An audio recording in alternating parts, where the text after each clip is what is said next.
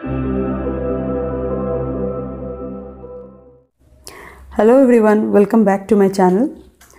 आज के इस वीडियो में मैं आपके साथ शेयर करूंगी कि डिलीवरी के बाद हम अपने हेयर फॉल को कैसे कंट्रोल करें। ऐसे तो हेयर फॉल जो है वो ऑर्डिनरी डेज़ में भी होते हैं, बट आफ्टर डिलीवरी ये हेयर फॉल जो है वो बहुत ज़्यादा होने लगता है। तो इसीलिए सबसे पहले तो हमें ये जानना पड़ेगा कि इसका क्या रीज़न है कि हेयर फॉल सडनली इतना ज़्यादा होने लगता है। तो सबसे पहले तो हम इसका कॉज देखेंगे और उसके बाद हम कुछ ऐसे टिप्स देखेंगे कि आखिर ऐसा क्या करें कि हमारा हेयर फॉल जो है वो थोड़ा सा कंट्रोल हो सके। तो चलिए सबसे पहले हम देखते हैं कि इसका रीज़न क्या है। जनरली हेयर फॉल जो है वो हमेशा होता है, बट डिलीवरी के बाद ये हेयर फॉल जो है वो बहुत ज़्यादा होने लगता है। तो सबसे पहले हम इसका साइंटिफिक रीज़न देखते हैं कि ऐसा क्यों होता है। तो देखिए, सबसे पहले तो हमें इसका जो हेयर ग्रोथ का जो साइकिल है वो समझना पड़ेगा। तो हेयर ग्रोथ का जो साइकिल है उसमें 3 फेज़ होता है। फर्स्ट है एनाजन फेज़, सेकंड है कैटाजन फेज़ और थर्ड है टेलोजन फेज़। तो ये तीनों तो साइंटिफिक टर्म्स हो गया। अगर हम जनरल लैंग्वेज में इसको देखें तो फर्स्ट होता है ग्रोइंग फेज़, सेकंड होता है रेस्टिंग फेज़ और थर्ड होता है फॉलिंग फेज़। तो यही 3 फेज़ है जिससे ऑलवेज़ हमारा हेयर ग्रोथ का जो साइकिल है वो चलते रहता है। तो सबसे पहला जो है ग्रोथ स्टेज, उसमें क्या होता है कि हमारे नए बाल जो है वो निकलते हैं। तो उसके बाद है रेस्टिंग पीरियड। उस समय क्या होता है, जो भी हमारे नए बाल निकले हैं वो रेस्ट रहते हैं, वो एक ही जगह पे रहते हैं, उस समय वो गिरते नहीं हैं। उसके बाद का जो स्टेज है जो कि मैंने बताया फॉलिंग स्टेज, उस समय क्या होते हैं, जो भी हमारे बाल है जो रेस्ट पे थे वो बाल गिरते हैं। तो ये साइकिल जो है ये हमारे थ्रू आउट लाइफ ये चलते रहता है।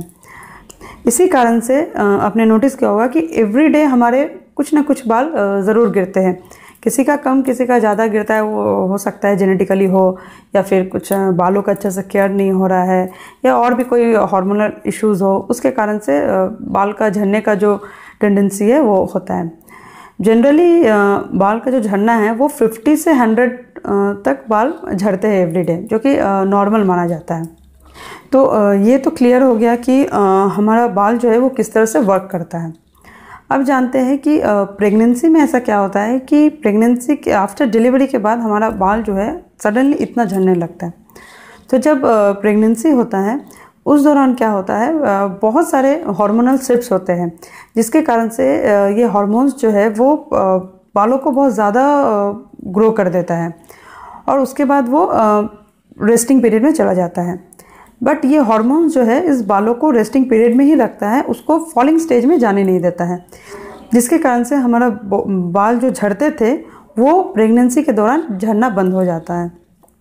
तो अगर आपने नोटिस किया होगा तो आप देखेंगे कि प्रेगनेंसी के दौरान बालों का झड़ना बहुत ही कम हो जाता है। इनफैक्ट होता भी नहीं है, और होता भी है तो बहुत कम होता है। इसलिए आपने फील किया होगा कि बाल जो है वो बहुत ही एकदम थिक हो गए हैं, बहुत शाइनी हो गए हैं, क्योंकि बाल जो है वो हमारे रेस्टिंग पीरियड में रहते हैं। बाल का ग्रोथ हुआ और वो फिर रेस्टिंग पीरियड में चला गया, बट वो झड़ा नहीं। इसीलिए बाल का जो वॉल्यूम है वो बहुत ज़्यादा लगता है, बाल ऑलवेज थिक लगता है।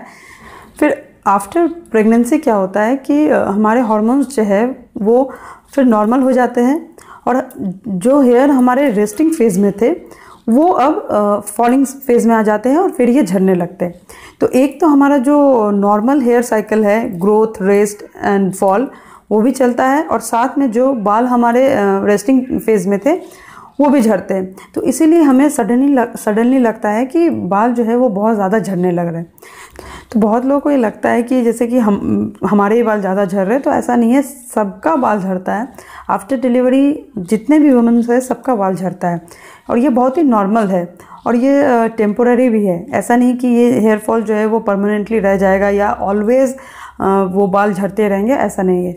ये बिल्कुल टेम्पोररी है और ये बहुत नॉर्मल है। ये जो फेज़ है हेयर फॉल का, ये किसी का 3 मंथ्स तक रहता है, किसी का 6 मंथ्स तक रहता है, मैक्सिमम जो है ये 1 ईयर तक रहता है। ओके, उसके बाद जो है हमारा जैसा हेयर का पहले जो रूटीन था उसी तरह होने स्टार्ट हो जाता है, उसी तरह इसका ग्रोथ होता है, रेस्ट होता है, फॉल होता है, वो फिर नॉर्मल जैसे था वैसे ही होता है। तो आइए हम जानते हैं कुछ ऐसे टिप्स कि कैसे हम अपने हेयर फॉल को थोड़ा सा कंट्रोल कर सकते हैं। आफ्टर डिलीवरी हेयर फॉल जो है वो सबको होता है, तो इसीलिए हम इसको रोक नहीं सकते क्योंकि इट्स अ नेचुरल प्रोसेस। हाँ, बट हम इसको थोड़ा सा कंट्रोल कर सकते हैं। तो सबसे पहले तो ये है कि जितने भी प्रीनेटल विटामिन सप्लीमेंट्स हैं जो कि डॉक्टर्स प्रिस्क्राइब करते हैं वो आप ज़रूर लें, उस चीज़ को आप स्किप ना करें। ये काफ़ी हद तक हमारे हेयर फॉल को कंट्रोल करेगा। सेकंड है कि हमें अच्छे से हेल्दी फूड खाना चाहिए, क्योंकि आफ्टर प्रेगनेंसी हेल्दी फूड खाना बहुत ही इम्पॉर्टेंट है। सिर्फ हमारे बालों के लिए नहीं, हमारे पूरे ओवरऑल हेल्थ के लिए, हमारे रिकवरी के लिए भी हेल्दी फूड खाना बहुत ही इम्पॉर्टेंट है। इसके बाद है कि हम अपने बालों के साथ थोड़ा सा जेंटल रहे। हम जब भी अपने बालों को वॉश करें या फिर कॉम्ब करें तो उसको बहुत ज़्यादा रफली ना करें, नहीं तो हेयर फॉल जो है वो ज़्यादा होगा। इसलिए बहुत आराम से, बहुत जेंटल वे में हम अपने बालों को कॉम्ब करें या फिर वॉश करें। इसके बाद जो पॉइंट है वो है कि हम अपने बालों को डायरेक्ट हीट ना दें। हीट देने से बाल जो है वो बहुत ज़्यादा ड्राई हो जाता है, जिससे बाल बहुत डैमेज हो जाते हैं और हेयर फॉल बहुत ज़्यादा होने लगता है।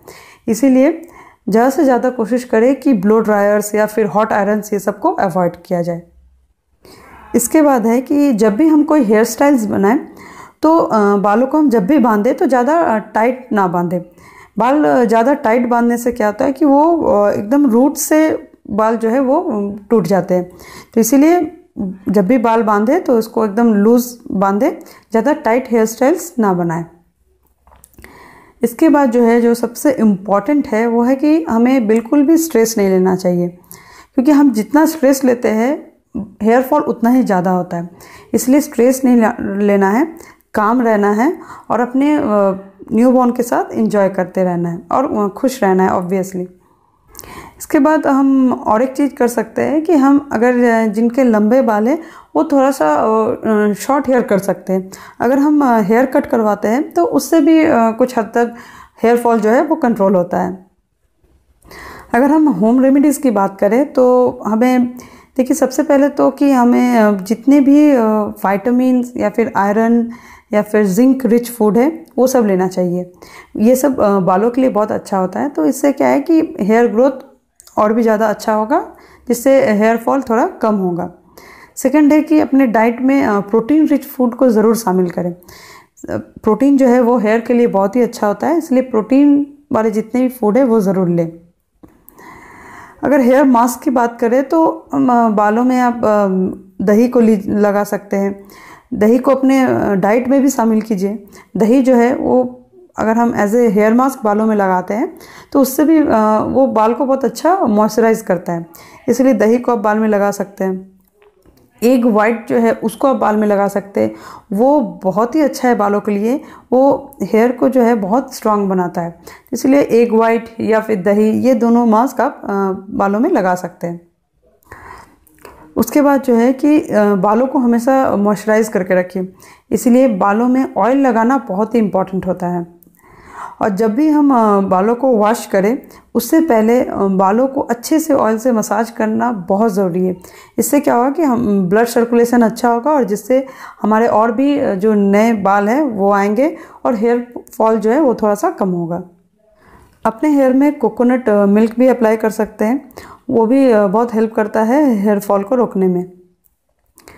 इसके बाद जितने भी विटामिन सी रिच फ्रूट्स है वो भी ले सकते हैं, वो बालों को बहुत अच्छा स्ट्रेंथ देता है। फिर अपने डाइट में जितने भी नट्स या फिर सीड्स हैं वो भी ले सकते हैं, वो भी उसमें ओमेगा 3 होता है, तो वो भी हेयर फॉल को रिड्यूस करने में बहुत हेल्प करता है।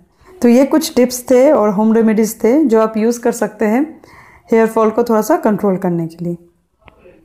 और एक बात ज़रूर ध्यान देना है कि अगर इन सब के बावजूद भी अगर हेयर फॉल बहुत ज़्यादा हो रहा है या फिर आफ्टर 1 ईयर उसके बाद हेयर फॉल नहीं कम हो रहा है, तो फिर ज़रूर हमें डॉक्टर्स को दिखाना चाहिए। हो सकता है कि कोई भी और हार्मोनल इश्यूज़ हो जिसके कारण से हेयर फॉल इतना ज़्यादा हो रहा है। अगर आपको मेरा वीडियो अच्छा लगा तो प्लीज़ लाइक कर दीजिएगा और अपने फ्रेंड्स और फैमिली के साथ शेयर ज़रूर कर दीजिएगा और मेरे चैनल को ज़रूर सब्सक्राइब कर दीजिएगा।